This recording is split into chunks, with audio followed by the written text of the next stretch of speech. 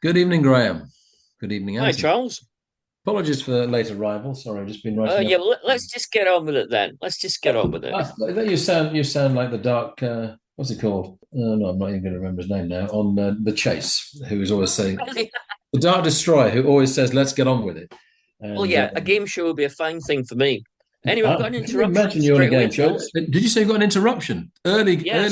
interruption. Yeah, well, Oh, you know the music business is tough, and you know that fame is fickle.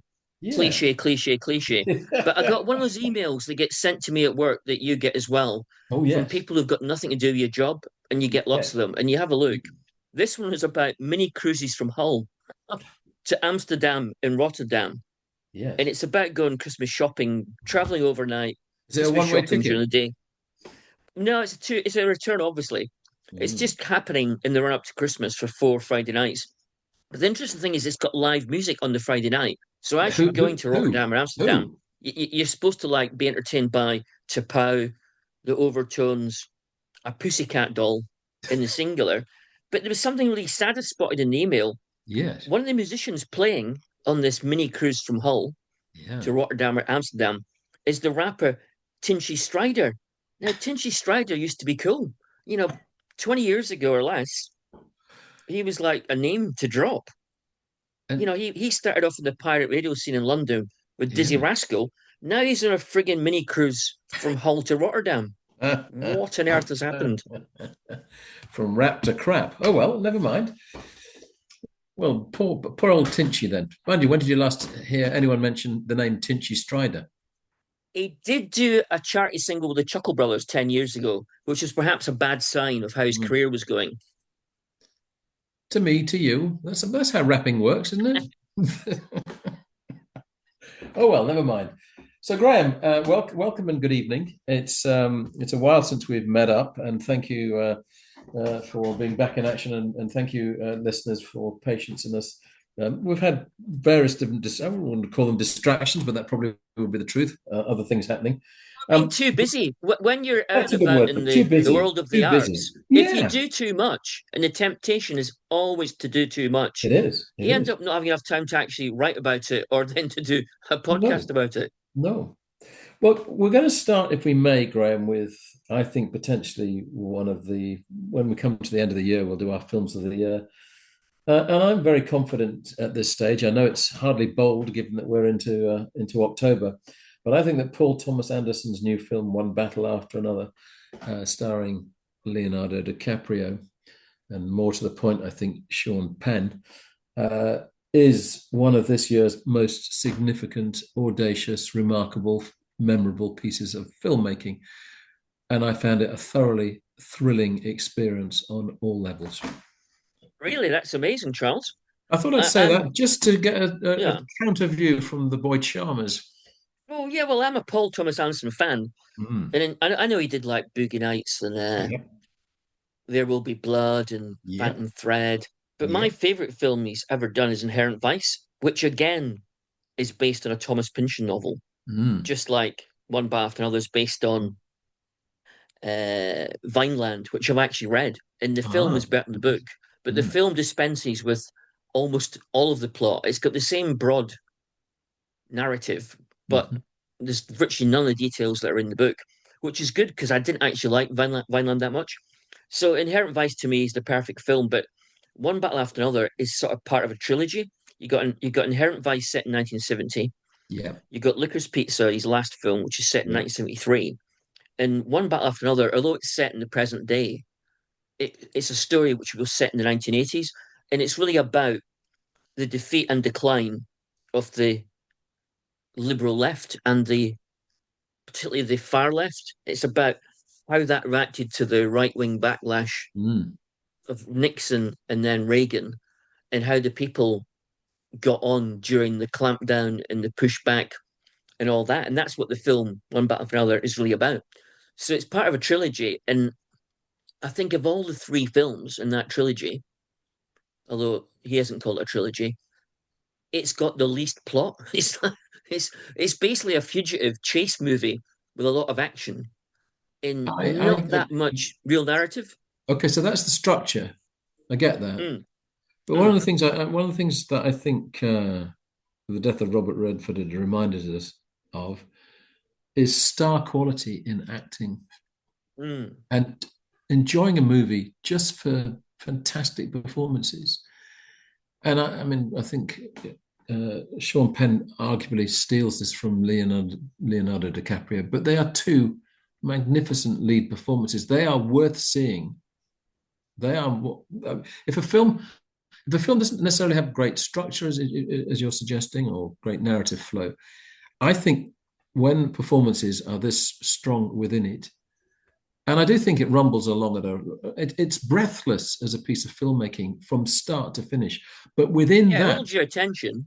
Yeah. completely, it absolutely does that. But that's partly because both these performances are so riveting within it, and they are playing roles that are perhaps different from, again, that's another thing you want to see, roles that are different from what they've done before. And I like that element about it. I mean, maybe you want to describe their performances for our listeners. Well, DiCaprio's brilliant, but he's basically got there's two DiCaprios now I've noticed over the years because Yeah. he's made so many films. There's the sort of bright, sparky, dynamic, energetic, Mm. winning DiCaprio.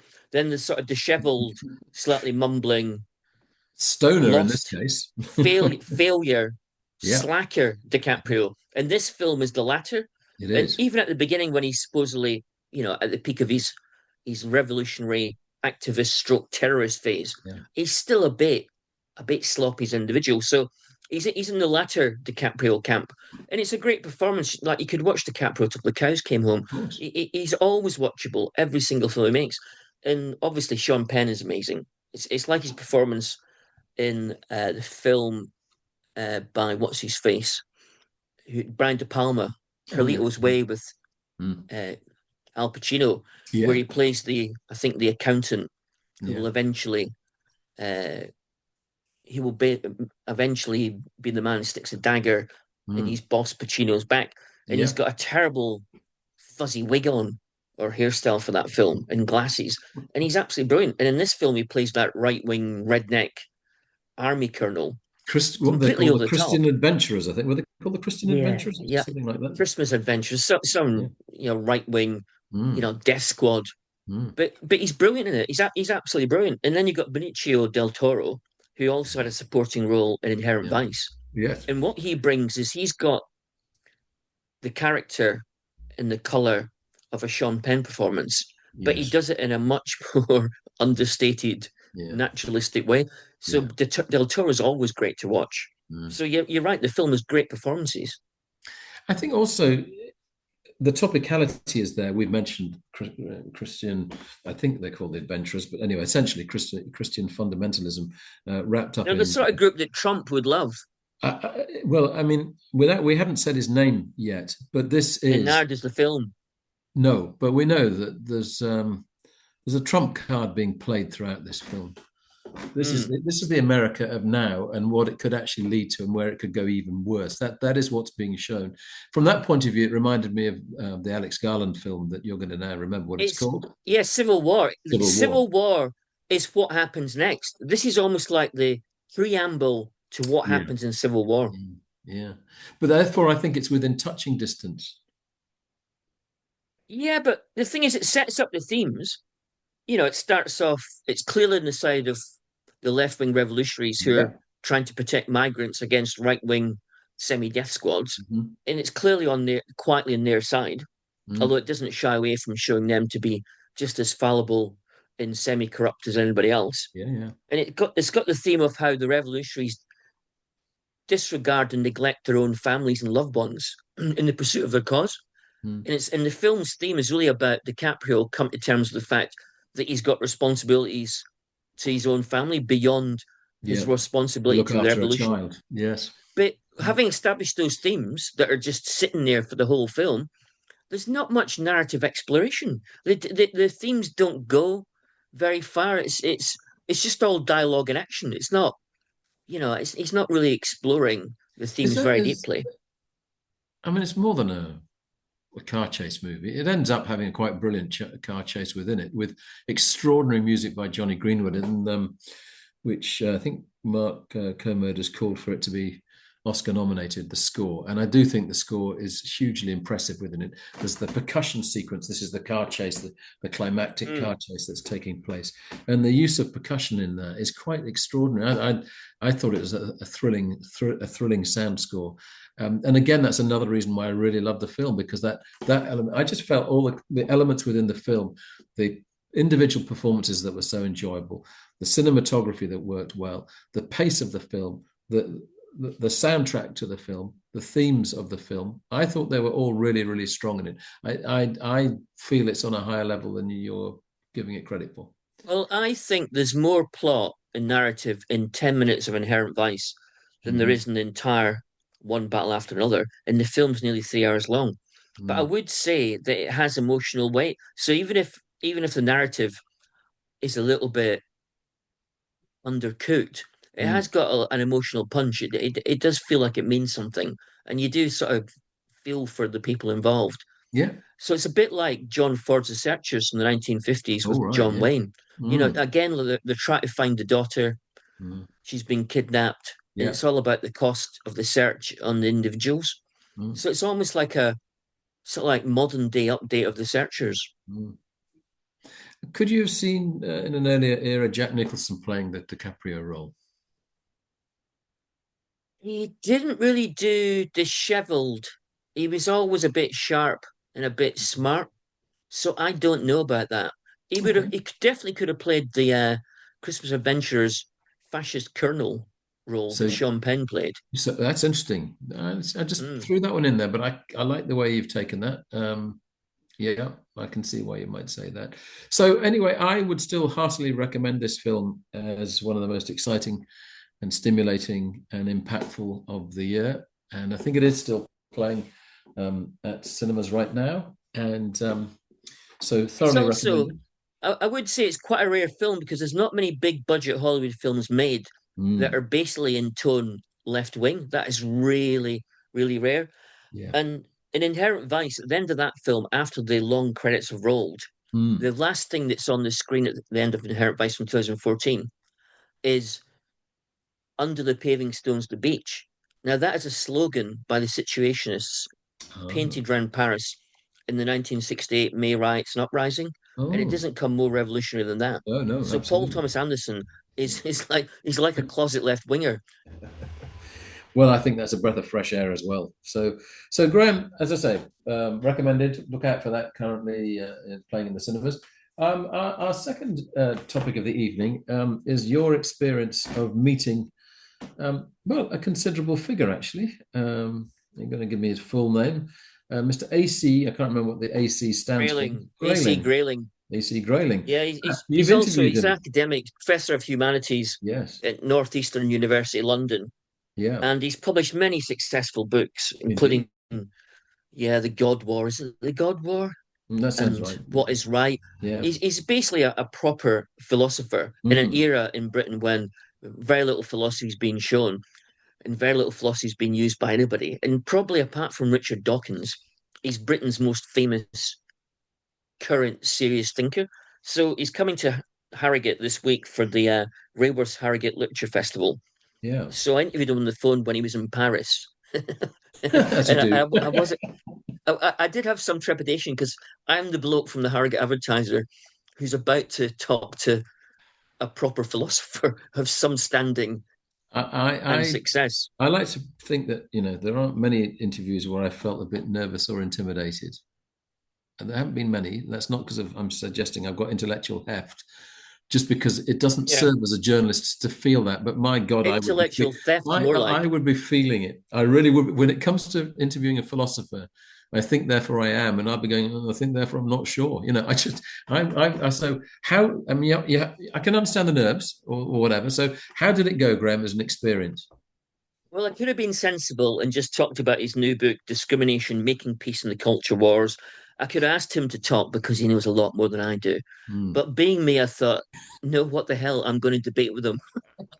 So I tried to debate the issues pertaining to his latest book. And how did that And I go? tried, well, I did get away with telling him what I thought quite a Oh lot of the no! time. Oh no! Now, Really? whether he genuinely appreciated that or not, I Hmm. don't know. But he was very nice about it. I mean, I'm not surprised he was nice about it because what was the alternative that he puts the phone down or he tells me to shut up? So he didn't have much choice. But Oh, I he's probably surprised that I had the gall to even clash in a vague way some intellectual swords. did you come off worse? Well, he said quite a few times, I think you're right. That's a good point, Graham. Now, again, was he being polite? God, who knows? But, he is English, but his If roots are in Yorkshire. His family roots are Yorkshire. Are they? If you were to distill the essence of the new book in one sentence, go for it. He wants to show that both sides are wrong in the current culture wars, that woke is too extreme, and that the other side of the debate is even more extreme and dangerous for democracy. But there is a way back to the path of reason and rationality, and it's based on humanist principles, based on the Enlightenment, even based on the principles of ancient Greece. That's that's how academic it is. And so I said, well, this is all very well, but Mm. how can you make peace with people who are totally intolerant and who, certainly in the right wing side of the equation, are quite happy to engage in violence? Yeah. It didn't pan out very well when people tried to talk to Hitler in the 1930s. And No. he said, yeah, you're right, but what's the alternative? And there's no point in getting caught up in all the fury and the froth. You might Mm. as well look for the right answers and try and do the right thing, which is a reasonable point to make. So is he? I mean, is this in the world, the political world, or is he also suggesting? I mean, if we see the cultural world that we write about being the world of theatre and film, maybe also how newspapers operate, which we discuss obviously as well. Is it that world, or is it more actually the impact of the political world in terms of culture? Well, although he is a fully fledged philosopher and Mm, very academic and mm, learned, etc., etc., etc., mm, he does engage with the real world a lot. mm. He turns up on radio shows. He's happy to be interviewed. He Yeah. doesn't just stick in the ivory towers. He enters in the No. real world and gets involved with debates. So I think the point of the book is to help people navigate our current appallingly divided times. Mm. Whether it's possible, I really don't know. I mean, I think part of the problem in the modern world is just isn't time to think. Well, yeah, the digital world doesn't sleep except when Mm, you sleep. So every waking moment when you're awake, the digital world is still going, and somebody's writing or talking or saying or filming or showing mm. something potentially completely rubbish and completely over the top Yeah. and probably, you know, discriminatory, semi-violent, and very nasty. Mm. So it's very hard to be, you know, Plato, And well, it's or hard to take the Aristotle in these step times. back and not be involved and to try to be rational. Well, he is. He's right. You have to try and be rational. You have to But who's got stick time to to the do that basic right now? principles Who's of got time to do toleration. that? Yeah, but there, that is the problem. That's what I was trying to talk to him about. Mm. And I'm sure that if I had longer, etc., he would have put me in place and showed how wrong I was. But on a phone interview of like 30 to 40 minutes, you really haven't Mm. got time to get too deeply in each of the questions. No, you haven't, but it's a fascinating topic. I mean, obviously, one of the things that one could advise to do is to read his book. That if Well, people could definitely, find yeah. if people could find time to do that, that might be a start.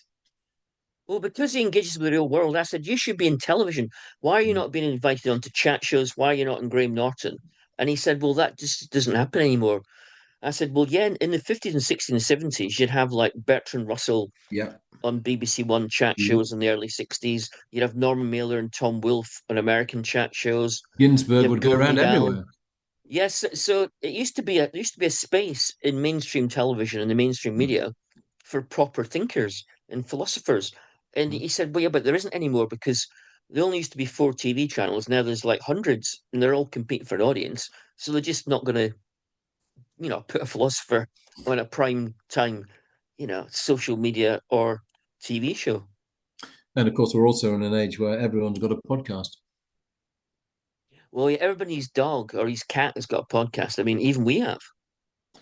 I don't think even we, Graham. I think it's absolutely natural that we should. I just tonight's interestingly, Graham. This is connected with this. Is that if we talk about thinkers, um, someone who's become a genuine thinker is Grayson Perry, and Mm, Grayson is doing his latest tour, and his latest tour is called "Are You Good?" question mark, and it's looking at mm. can we be are we good, or actually is the evil in all of us? And he's looking at it, and he says in a fun way. But this is the third of his shows at looking at how we are as people. The first one, I think, from memory, came to Harrogate to the International Centre. Actually, I think it came to. I think that's where I saw it. This one, sadly, I can't see because I got to go to see Lost Atoms, Frantic Assembly's new show about the vicissitudes of love. But it's interesting that Grayson actually is going out, not just making art, not just making pottery, not just making any form of rugs and whatever. He's going out and talking, and it struck me that this is still quite rare that someone like him that does that. And I think it's really good that he does. That he's an ideas man as much as actually a man of art. So he's a man of thinking as a man of action and creativity. So I'm not saying he's bucking the trend, but I'm really glad that he's going out and doing this. Oh yeah, you didn't see David Hockney doing that, or That's Francis Bacon, fascinating. or Damien Hirst, or No, anybody. I brought this up So you're actually. right. I was on Yorvik Radio last week, and I said, "Why? What a shame that David Hockney hasn't done something like this." Because Hockney, when he does do interviews with newspapers, Mm. really articulate, mischievous in his thinking, really original and creative in thought, and I think would have absolutely suited doing a show like this. And Well, you know what it's Hockney's like? He works really hard the whole time. He's always yeah, painting, so I yeah. guess he hasn't got the time. No, I mean, maybe because I mean, Grayson's become a great communicator. We know that in lockdown, obviously there were the I think twice. I think there were I think two series. He's like Uh, the Jarvis Cocker of art. that's a good image. Mm. That's a good image. I mean, there is this sense that has he become almost too much of him, but actually, I think it's good that he's going out and doing shows like this because it's challenging people to think in a way that actually is. You're saying that AC Grayling's work not getting attention in the media. I mean, probably there'll be book reviews, but nothing more than that. And be something erudite in the Times literary supplement or whatever. But Grayson's going out. I'm not saying he's conducting himself like a rock star, but there is an element of him going out and meeting his people, but putting interesting thoughts to them. And it's a different form of pop concert, if you like. He's become so well known. But I think it's really good that someone who's so involved in the cultural world um, on the zeitgeist level of that is going out and making people think about I think it's themselves. good that he's willing to explore every side of every issue. My Mm. only worry is that There's a caveat. in giving everybody some time and giving everybody respect, it's a bit like watching Louis Theroux programs. You want to know that Louis is on the right side ultimately, and you want to know that Grayson's on the right side. Mm. And sometimes he's tiptoeing around people who don't deserve his respect. And I never think that in a world full of people espousing bad ideas, that being nice to the ones with the bad ideas is a good idea. I think you need to actually face up to them.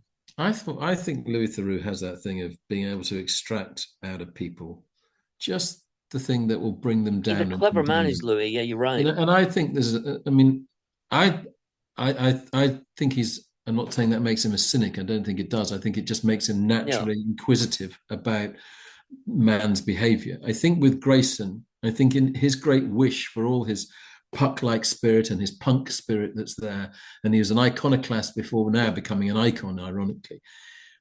I I think at the heart of that with Grayson is actually the point of this show. Are you good? I think he would prefer us to be good than bad. I think that's he true. he reacts to bad. I mean, some of the imagery that is used is unquestionably challenging things that he finds offensive or bad or need attacking. But I think Grayson ultimately wants things to be better.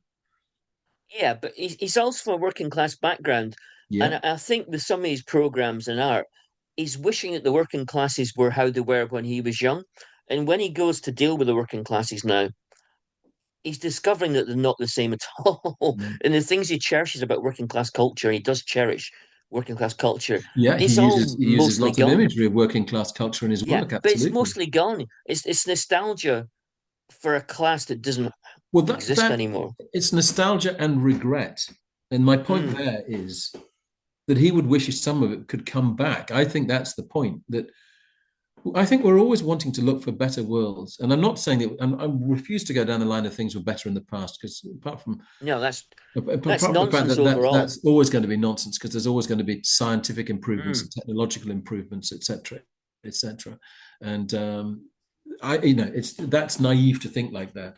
But there are elements of behavior, of community, of getting on, of values that have dissipated and maybe even gone. And I think a regret for that can come through in Grayson's work as well. I mean, here's me as a, obviously a posh boy. I'm not going to claim I have an understanding of working class culture from that point of view. Of course, that would be Yeah, I ridiculous. should hope not, Charles. That would be, but no, no. I mean, it would be ridiculous to suggest, because I obviously was brought up in a rarefied world, and I absolutely know that. But the thing about art to me is that it transcends that. Anyone can rise in the world of arts from any background, from any milieu, to make their mark. Yeah, well, the great thing about the arts is that if it works and connects and resonates, that's it. It doesn't Mm. matter, what the intention was or what your background was. People either No, get it or they don't get it. And mm. people can get it whether they're from a poor background, Of rich course. background, boring background, exciting background. Mm. It Mm. either works or it doesn't. Mm. Absolutely. Was it? I mean, sadly, I can't see the Grayson show tonight, so I can't report back from it. But I'm just, really pleased that this is now the third in the series, and I hope he keeps doing them, because I think there's a lot of merit in it. Yeah. Oh, by the way, I'm going to mention the beta band briefly because they reformed after Yes. more than 20 years of not playing together. And I saw them at Yes. Leeds O2 Academy the other week, and they were absolutely brilliant. So this is Steve Mason back with the Beta Band. I mean, he's been quite high profile in his own way doing solo work, but um, better to bring the Beta Band back than never, it seems to me. It We was the just talked original here lineup. about we talked Yeah. here about nostalgia, but tell me, was that the essence of the gig, or was it more than that? There was no new tracks. So it wasn't nostalgia because the beta band don't act like a greatest hits band. The beta band are unique, which is why Mm, they were amazing, but also not totally successful no. when they were together from 96 to 2004.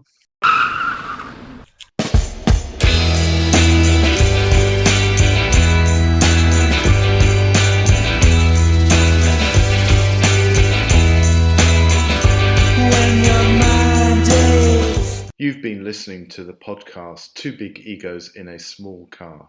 Your hosts were Graham Chalmers and Charles Hutchinson. This was a Baltic sub production.